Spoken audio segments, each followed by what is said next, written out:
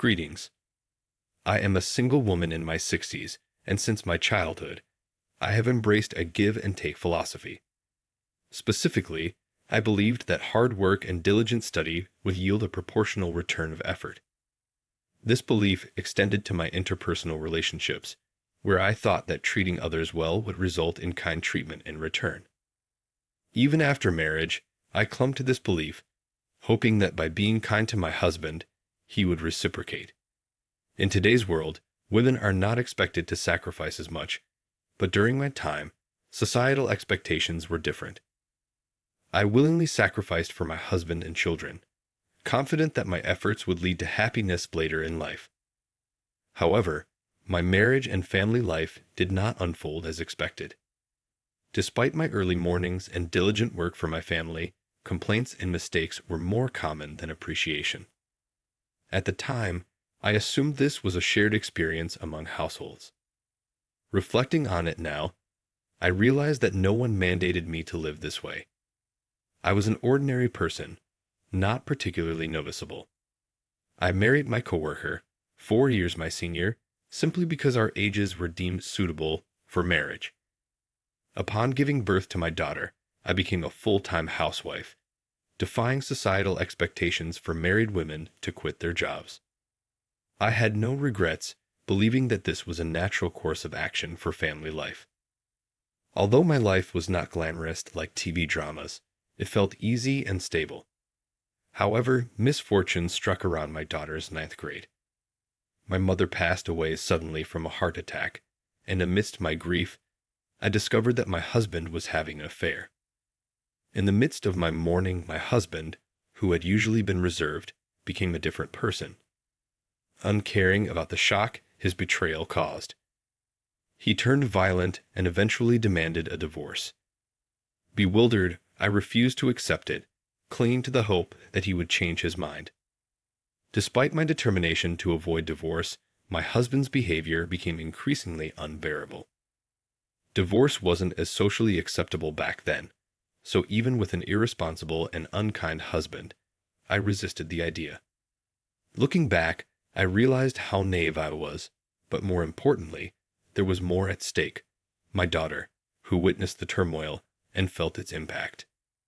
Despite my refusal to divorce, I found myself in a deeply miserable situation, grappling with the challenging decision of whether to continue living with a less than ideal husband. During a heated argument about our impending divorce, my father unexpectedly visited. Witnessing the distress in our relationship, he offered me a place to live and encouraged me to leave my husband, taking my daughter with me. My father, who had recently lost his wife and observed his daughter in an unhappy marriage, convinced me that persisting in such a difficult situation was futile. Feeling the weight of his concern, I faced a critical decision about the path forward. I ultimately acquiesced to my husband's request for a divorce. In return, he provided me with $3,000 in cash. With the support of my father, I managed to secure a 2-bedroom townhouse for myself and my daughter as we embarked on a new chapter in our lives.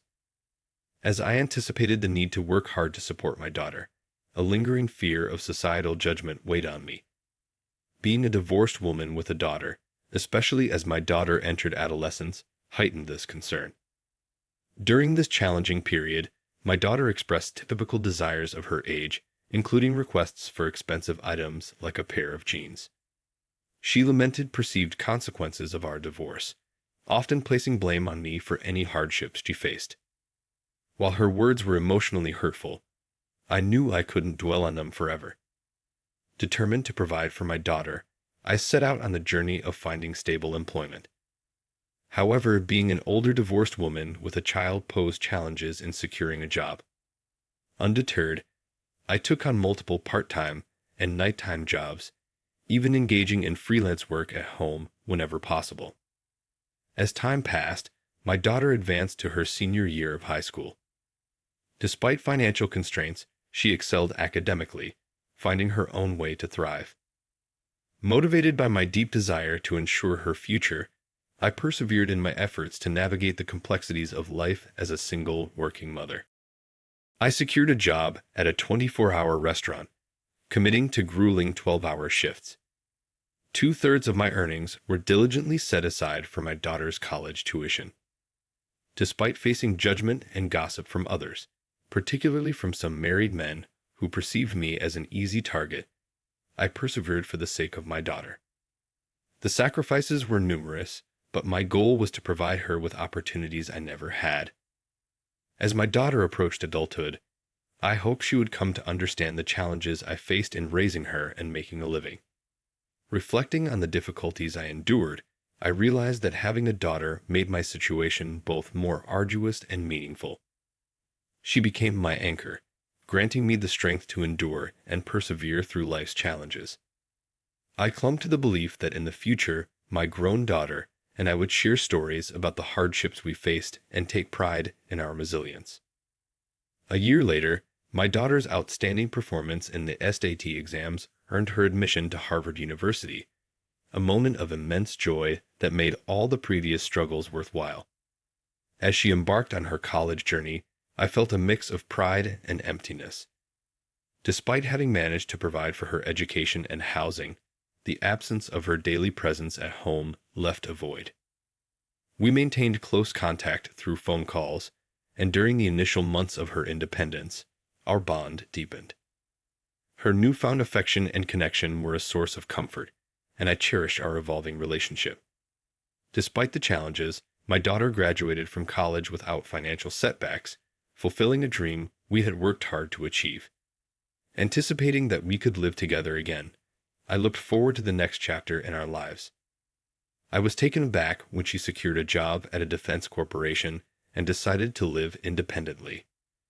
In order to support her, I took out a bank loan and contributed to the down payment for a condo near her workplace.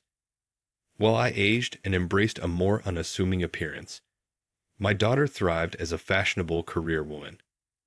Witnessing her success brought immense happiness, reinforcing the idea that my sacrifices had indeed borne fruit. Finding contentment in her achievements, I understood the sentiment of those who say they forget hunger in moments of joy. Despite providing financial support throughout her college years, the prospect of her wedding introduced a new financial responsibility. Some questioned why I continued to struggle when my daughter was capable of self-sufficiency. However, my determination to contribute to her wedding expenses stemmed from a desire to prevent any condescension from her future in-laws. The belief that sacrificing for her happiness would bring joy to both of us fueled my resilience. On the other hand, as my daughter began dating, I noticed a growing distance between us. Initially hurt by this development, I realized that it was a natural part of her journey towards independence and forming her own family. While challenging, I remained steadfast in my commitment to support her and contribute to her happiness, understanding that our relationship would evolve as she forged her own path. I acknowledged that her adult life and relationships rightfully took precedence, patiently waiting for her to mature and open up to me. I understood that priorities shift during this phase of life. However, on her 27th birthday, as I eagerly anticipated celebrating with her, she made it clear that she had plans with someone named Michael and dismissed any preparations. While she might have intended to convey that I needn't go to any trouble, I couldn't help but feel hurt. It was her birthday, a day of immense significance for me as the day she was born, and her apparent indifference stung deeply. It was challenging to comprehend why my daughter considered spending money on her birthday a waste, given our tight budget. Despite her intelligence, her understanding of her own mother seemed distant. Despite my hurt feelings, I recognized that she was my only daughter, and I wanted to see her briefly on her birthday, even if it meant taking a day off work. On that day, I meticulously paid attention to my appearance before going to her workplace. However, what awaited me was an unexpected and emotionally charged encounter in the company lobby. I saw my ex-husband with his mistress, individuals I never wished to see again. Doubting how he found out and came there, I frantically called my daughter, only to be abruptly hung upon as she claimed to be busy with a meeting. Feeling dumbfounded, I turned around only to hear my daughter happily calling her dad and embracing him with a bright smile. Her boyfriend seemed familiar with my ex-husband and his wife, adding to my fury in that moment. I felt betrayed, as if the whole world conspired against me, leaving me drained of meaning. Hastily leaving the scene, I reflected on that day, torn between a desire to confront my daughter and ex-husband and an overwhelming urge to escape. Despite my inner turmoil, I couldn't muster the courage to call my daughter. Unexpectedly, she showed up at home one day, announcing her decision to get married and handing me an invitation card. The surprise turned into shock when I saw the names on the card. Despite being my daughter, I felt an intense urge to throw her out of the house. I questioned how she, my own daughter, could present such an invitation. Confronting her, I expressed my hurt at being treated like a guest at her wedding, emphasizing my role as her mother. In response, my daughter apologized, stating she felt she had no choice. Despite her desire to marry Michael, she faced scrutiny from his parents over every detail about her. The situation left me grappling with complex emotions, torn between hurt and the desire to understand my daughter's perspective on her life-changing decision. The revelation from my daughter about her concerns regarding my divorced past and the challenges of being a single mother struck me deeply. She explained that revealing this truth could jeopardize her chances of marrying her boyfriend, as her potential in-laws might disapprove. In the face of this revelation, I couldn't help but express my frustration, reminding her of the sacrifices and struggles I endured to raise her, work at a restaurant, and fund her education. My daughter's response, however, stunned me. She dismissed the past, stating that her father and his new partner, the woman who played a role in breaking our family, had already met with her future in-laws. In her perspective, the present was what mattered most, and she prioritized her desire for a comfortable life over the difficulties of the past. Feeling hurt and regretful, I spoke harshly to her for the first time in my life, expressing my disappointment in her attitude.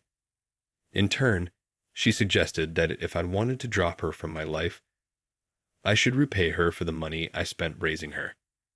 This exchange led to a heated argument, and she left my house in anger, proclaiming that we were now strangers.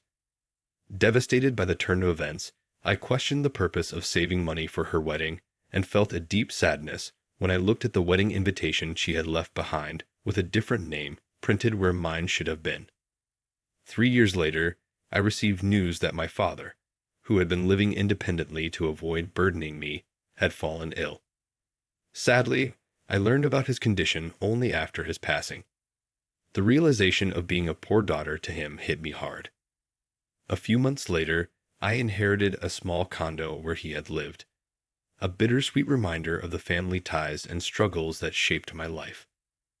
Upon realizing that I had money saved for my daughter's wedding in the savings account, the conflicting emotions of loss and financial security washed over me.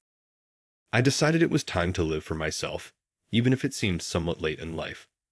Pondering the idea that, in today's world, trusting only one child and sacrificing for them might not be the most fulfilling path, I realized I should prioritize my own desires and needs before it became too late for me to enjoy life. As I contemplated this shift in perspective, a real estate broker and close friend from the restaurant where I worked suggested that I consider what I truly wanted to do.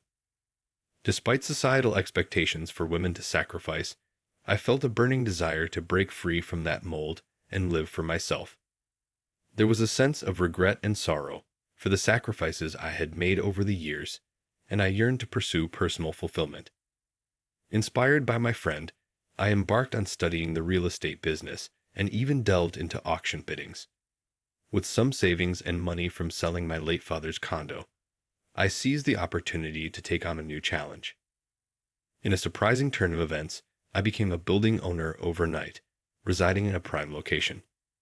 6 months later, after returning from a mountain climbing adventure, I found myself embracing the freedom and joy that came with pursuing my own passions and desires. I found myself on the top floor of my transformed home, now a building I owned. Unexpectedly, someone knocked on my door. Despite fatigue, I debated whether to pretend not to be home. However, curiosity prevailed, and I opened the door to find my pregnant daughter with a chubby-cheeked toddler in her arms. Tearful and distressed, she explained that she had been deceived by her husband, who had turned violent and had affairs. Faced with impending childbirth and the responsibility of raising her young daughter, she sought refuge with me. Despite my initial shock and lingering hurt from our previous arguments, I couldn't turn my back on my daughter in need. She revealed that she had heard about my newfound success in real estate and sought assistance. Despite the painful history between us, she pleaded for help, pointing out that she had a share in the money I had acquired from my wedding and inheritance. Caught between anger and compassion, I couldn't deny my daughter's plea for help. Despite her past actions, I recognized the vulnerability in her situation and knew that, as a mother, I couldn't turn her away. The complexities of our relationship resurfaced, prompting me to grapple with the tangled emotions of love, disappointment, and the inevitability of family ties. I was the one who saved money for your education and your wedding, but you told me to get out of your life. Do I need to give you money now? I only said that, but I didn't get any money back from you. It seems that in front of money, there is no use for the bond between a parent and a child.